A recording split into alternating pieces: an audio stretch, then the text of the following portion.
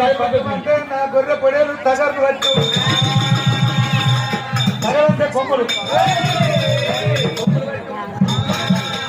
పట్టావు మరి ఆ కొమ్మలు తీసుకోవాల్సిన తగిలో కూడా వైద్యులు ఉంటారు